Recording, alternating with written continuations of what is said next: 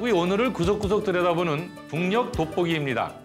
최근 조선노동당 중앙위원회 제8기 제6차 전원회의 결정사항에 대해 4차례에 걸쳐 들여다봤는데요. 북의 대외 정책의 변함없는 기준은 핵무력이라는 것을 다시금 알 수 있는 시간이었죠. 전원회의 결정서에는 가장 적합하고 중요한 시기에 핵무력 정책 공식 법화한 것을 그 어떤 정치적 사변보다 더 큰 위력을 가진다고도 밝혔습니다.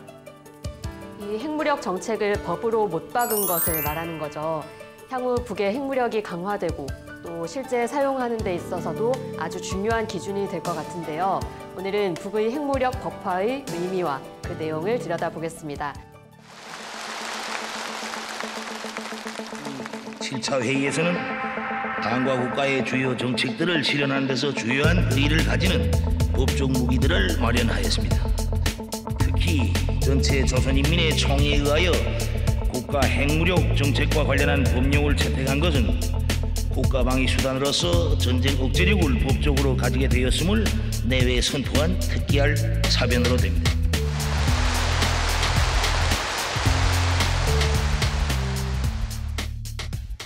오늘 핵무력 법제화 살펴보기 전에 최고인민회의에 대해서 좀 짧게 알아보고 가면 좋겠는데요. 최고인민회의, 단순히 표현하자면 우리나라의 국회와 같은 역할을 한다, 이렇게 얘기할 수 있나요? 그렇죠. 북의 헌법상 보면 최고 주권기관이고 입법권을 가지고 있습니다. 그리고 또 최고인민회의 안에서는 국무위원장이라든지 또는 내각총리라든지 같은 아주 중요한 인사들을 선거하고 소환하는 것 같은 역할, 그러니까 국가기관을 조직하는 그런 권한도 가지고 있고요. 다만 우리나라 국회와 좀 비교를 해본다면 말이죠. 우리나라 국회는 아무래도 좀 저의 정부에 대해서 감시하고 견제하는 기능이 좀 강하게 있잖아요. 네네. 근데 이제 북의 최고인민회의는 조선노동당의 시정 방침을 추인하고 법제화하고 하는 그런 데 좀 더 방점이 찍혀 있다라고 볼 수 있을 겁니다. 아까 보니까 김정은 총비서가 그 회의에 참석해서 여기서는 총비서가 아니라 국무위원장 역할로 연설을 했다, 이렇게 말해야 되겠죠? 그렇죠. 총비서는 아무래도 당적 지위이고 이제 국가의 지위로 따진다면 조선민주주의인민공화국의 국무위원장으로 그 자격으로 최고인민회의에 나가서 연설했다고 봐야겠죠. 네, 다시 말하자면 김정은 국무위원장의 연설에 담긴 시정 방침에 따라 이 법을 채택했다, 이렇게 보면 될 것 같은데, 왜 우리도 대통령이 국회에 와서 연설을 통해서 국정 방향 설명도 하고 또 예산안에 대해서 협조도 구하고 하잖아요. 뉘앙스는 다르지만 우리랑 또 어느 정도는 절차가 비슷하다고도 느껴져요. 그러면 김정은 국무위원장 이번 연설에서는 핵무력법에 대해서 어떻게 표현을 했나요? 예, 핵을 놓고 더는 흥정할 수 없는 불태선을 그어놓은 것이 이번 핵무력 법제화의 가장 큰 의의다, 이렇게 얘기했거든요. 네. 좀 더 내용을 보면 말이죠. 그러니까 나라의 생존권과 자위권을 결코 흥정 대상이 아니다라는 겁니다. 포기할 수 없다라는 거고, 지금 특히나 이제 미국이 만들어 놓은 현재의 정세, 이 정치 군사적 정세 아래에서는 핵은 결코 포기할 수 없다라는 뜻을 분명히 하고 있어요. 한마디로 자신들의 체제와 정권을 지키는 보검이다. 따라서 우리는 결코 현재의 정세 아래에서 핵을 포기할 수 없다, 이런 입장을 분명히 하고 있는 거다라고 보면 좋습니다. 네. 그런데요, 이 법이 작년에 만들어진 건데 그전에도 이미 북은 핵을 계속해서 개발해 왔었고 더 강화해 나가겠다라는 입장도 천명했었잖아요. 근데 이렇게 법제화했다라는 게 가지는 어떤 특출한 의미가 따로 있을까요? 아무튼 이제 법으로 만들어 놓으면은 바꿀 수 없잖아요. 그러니까 함부로 손을 못 댄다, 그러니까 공식화한다는 의미가 있는 건데, 핵 보유국으로서의 자기 지위를 분명히 하고 또 핵의 갖고 있는 핵무기 갖고 있는 의미, 사명이 뭐라는 것을 분명히 하고 언제 어떻게 사용한다라는 그 원칙까지 이렇게 밝혀놓고 있는 것이니까요. 네. 그리고 이번에 만들어진 이 법 바로 전에도 핵무기에 관련된 법령이 있었죠. 아, 기존에 원래 있었어요? 2013년도에 이제 핵 보유국의 지위를 더 공고히 할 때 대하여라 그래가지고 핵 보유국법이라는 게 있었죠. 이번에 이제 다시 만들면서 그 법률 조항은 이제 효력을 정지시켰죠. 그러면 새롭게 이번에 만들어진 법에 대해서 이제 좀 내용을 살펴보면 좋겠는데요. 일단 제목은 조선민주주의인민공화국 핵무력 정책에 대하여이네요. 전체 구성부터 좀 살펴볼까요? 네, 전체 구성을 보면요. 전문, 핵무력의 사명, 핵무력 구성, 핵무력 지휘 통제, 핵무기 사용 결정 집행, 핵무기 사용 원칙, 핵무기 사용 조건, 핵무력의 경상적 동원 태세, 핵무기의 안전한 유지 관리 및 보호, 핵무력 질량적 강화와 갱신, 전파 방지, 기타. 이게 총 11개 항목으로 짜여져 있습니다. 이렇게 항목만 딱 들어도 좀 궁금해지는 대목들이 있는데요. 중요한 부분들 하나하나 좀 짚어볼까요?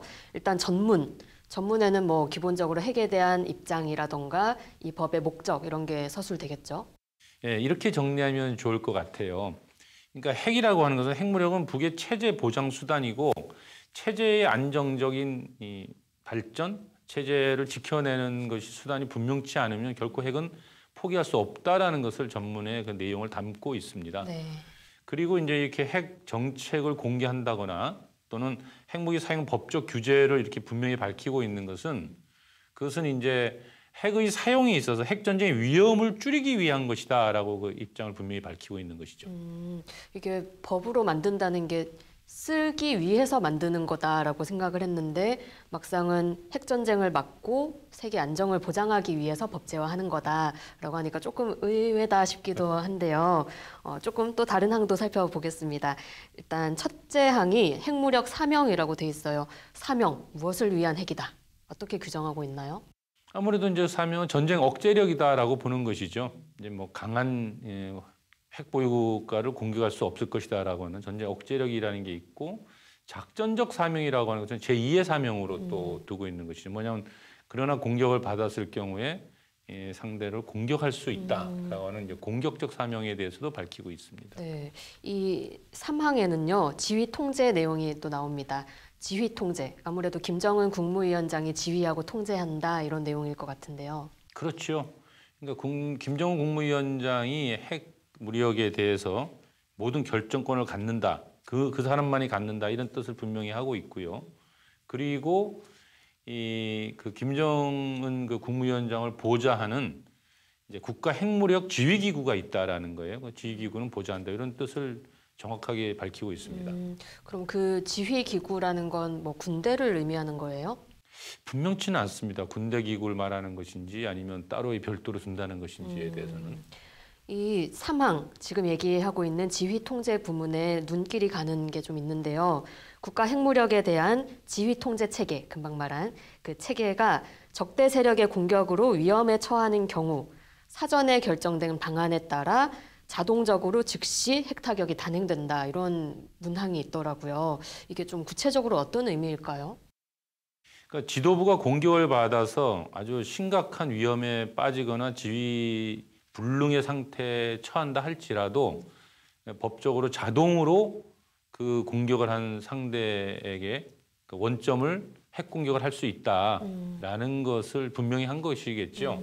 한마디로 얘기하면 이제 경고망동하지 마라라는 경고도 담고 있다 이렇게 보여집니다. 네. 그리고 5항 사용 원칙과 6항 사용 조건인데요. 이 부분이 좀 중요할 것 같아요. 이 지난해에 이게 법제화 됐을 때 우리 남쪽 언론에도 이 부분이 가장 많이 언급이 됐었거든요. 사용 원칙 1, 침략과 공격에 대항한 최후 수단으로 사용한다. 사용 원칙 2, 비핵 국가들이 핵무기 보유국과 야합해서 침략 공격 행위를 가담하지 않는 한 그 나라를 상대로는 사용하지 않는다. 이렇게 되어 있어요. 여기에서 말하는 비핵 국가가 우리나라를 뜻하는 거겠죠? 아무래도 좀 그렇겠죠. 왜냐하면은 이제 한미 군사 동맹이 있고 또 한미 군사 훈련을 계속 지속하고 있잖아요. 그래서 여기서 꼭 뭐 우리나라만이다라고 표현을 따로 하고 있지는 않지만 전체적인 내용을 봤을 때는 우리 남측을 가리키는 것이 아니냐라고 이제 시사하고 있다라고 보여집니다. 네. 또 그리고 5대 사용 조건이 명시되었습니다. 이 내용은 잠시 화면으로 보면서 얘기 이어가면 좋겠는데요. 한마디로 이런 5가지 상황이 되면 핵무기를 사용하겠다 그거잖아요.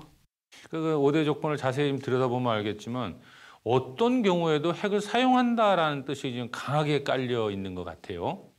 그러니까 이제 치명적인 군사 공격이 감행되거나 또는 그런 임박했다고 판단하는 경우에도 다 핵을 쓰겠다고 하는 것이니까 실질적으로 가장 위험하게 이제 받아들여지는 것은 공격을 받지 않았어도 이 공격 징후가 있다라는 판단을 북 스스로가 하게 되면 언제든지 핵으로 대응하겠다라는 뜻을 분명히 하고 있다라는 것이죠.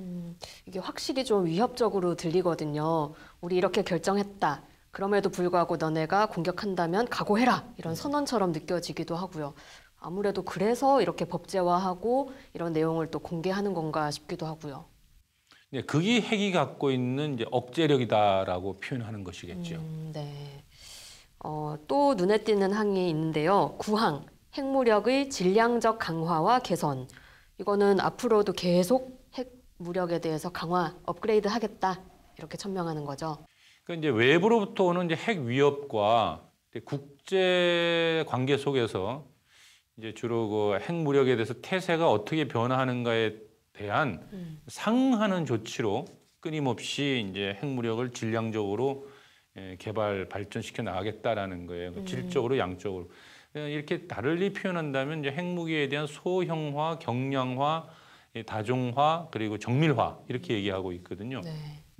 그러니까 한마디로 그 핵무기에 대해서 끊임없이 이제 핵실험도 앞으로 더 할 가능성이 있는 것이고 핵 투발 수단이라고 하죠. 이제 실어 나르는 발사체. 예, 그런 것들에 대한 그 성능을 개선하고 또 시험 발사도 계속할 것이다라는 것을 좀 시사하고 있다 이렇게 보여집니다.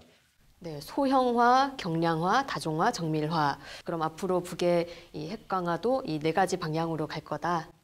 예, 자꾸 이제 작아지고 더 정밀해진다는 것은 그만큼 실전용이라는 뜻이잖아요. 그러니까 사용할 수 있는 가능성이 더 높아진다는 의미니까요. 네. 이런 그 실제 대북 공격이 일어나지 않아도 그 공격을 받을 위험성이 높아진다고 하면 사용할 수 있다고 하는 것이니까 이제 전술 핵에 관련된 문제인데요. 그만큼 이제 위험성이 이제 매우 높아졌다라고 네. 보여집니다. 네. 그러니까 실제로 이제 윤석열 정부가 들어서고 나서 삼축 체계를 다시 이제 부활시키는 것에 대한 대응 전략이라고도 보여집니다. 이 삼축 체계라는 게 선제 타격하겠다는 킬체인, 거기에 대량 응징 보복까지 담고 있잖아요. 문재인 정부 시절 다시 돌이켜 보면 그 당시에 이 용어 자체가 좀 공격적이다, 북을 자극할 수 있다 해서 다른 명칭으로 바뀌었다가 이번에 다시 복귀된 걸 보면 이 명칭 자체가 북의 입장에서는 굉장히 위협적으로 느껴질 수 있다는 뜻이잖아요. 예, 그래서 북은 앞으로도 점점 더 이 전술 핵무기에 대한 그 발전시켜 나가는데 역량을 좀 더 집중하지 않을까 이렇게 좀 보여져요. 그럴수록 한반도에서는 실제 전술핵 무기가 사용될 가능성도 높아진다는 거고 들을수록 좀 우려가 되는데요. 남쪽에서는 너네 무기 내려놔라, 안 그러면 선제 타격한다 라고 얘기하고 북에서는 건들 테면 건드려 봐라 라고 서로 대치하고 있는 거잖아요. 이러다가 진짜 파국으로 가면 어떡하나 싶은데 좀 해법이라는 게 존재할까요? 이 김정은 국무위원장의 시정연설을 그래서 좀 더 들여다보면 말이죠. 어떤 말이 나오냐면 우리의 핵정책이 변하려면 세상이 변해야 한다. 먼저. 그리고 조선반도의 정치 군사적 환경이 바뀌어야 한다. 이런 대목이 있습니다. 네. 그러니까 사실 절대로 그 이전에는 핵을 포기하거나 핵에 대해서 어떤 흥정도 하지 않겠다라는 뜻으로 이야기하고 있어요. 이건 이제 많은 좀 이 정치적 함의를 내포하고 있다고 보여지죠. 그러면 세상이 바뀌면, 즉 북핵 정책이 변화하면 우리도 바뀔 수 있다라는 뜻인가요? 그러니까 뭐 전혀 협상이란 없다고 하면서도 단서가 있는 거잖아요. 세상이 바뀌면. 네. 그래서 제가 볼 때는 미국에서 새로운 셈법을 가져와라라는 얘기는 2019년도에 여러 번 했었잖아요. 네네. 그래서 제가 볼 때는 이제 대북 적대 정책의 철회라든지 대북 제재를 이제 푼다든지 관계 개선에 대한 강한 의지를 실질적인 안을 가지고 만나자고 한다면 이 대화를 통해서 해결해 나갈 수 있는 길이 전혀 없는 건 아니지 않겠느냐 이런 좀 그 의지가 좀 읽혀지거든요. 그래서 제가 볼 때는 지금 이제 바이든 정부가 조건 없는 대화를 하자 자꾸 주장을 하니까 네네. 그건 우리 해봤는데 그건 아무런 의미 없다라고 여러 차례 그건 거절을 했지 않습니까?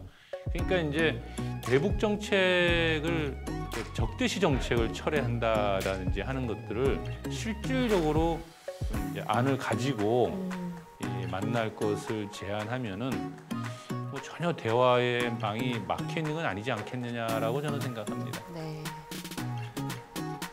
우리 북녘의 하루는 북에 대해 잘 아는 것이 평화와 통일의 첫 시작이 된다, 그렇게 믿고 있습니다. 북의 핵정책 잘 들여다보면 변화의 의지도 확실히 가지고 있다는 점 우리가 정확히 알고 또 그에 맞게 우리의 길을 모색해야 하지 않을까 생각이 듭니다. 그렇습니다. 한반도 평화 실현을 위해서 한미 양국에게 새로운 전략적 사고가 필요한 시점이지요. 거기엔 우리 국민들의 인식과 목소리도 중요한 역할이 될 거라 생각하고요. 통일TV도 저희의 역할을 하겠습니다. 지금까지 북녘 돋보기였습니다.